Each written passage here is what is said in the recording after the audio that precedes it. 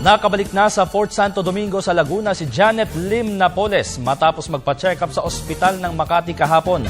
Ayon sa mga doktor, walang malalang kondisyon si Napoles at sa halip na i-confine, binigyan na lamang siya ng pain reliever para sa paminsan-minsang pananakit ng tiyan.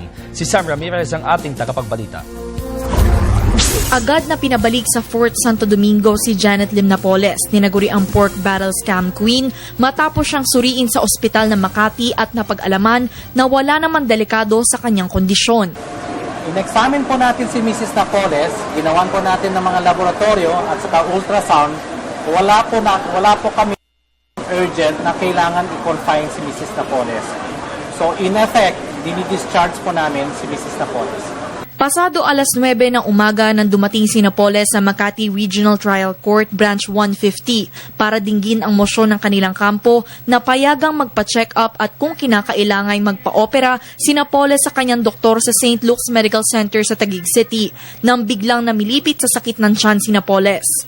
Napagpasyahan ni Judge Elmo Alameda na isailalim sa medical check-up si Napoles sa ospital ng Makati upang mapag-alaman kung dapat ba siyang i-confine o operahan. 12:15 ng hapon nang dumating si Napoles sa ospital ng Makati at sumailalim sa examination. So, ang ating judge kanina ay binigyan ng authority yung kanyang doktor na kasama at tinanong kung ano ang nararapat dun sa kanilang kliyente. Kasama naman doktor ay pumayag na patingnan pero for reason of check-up lang.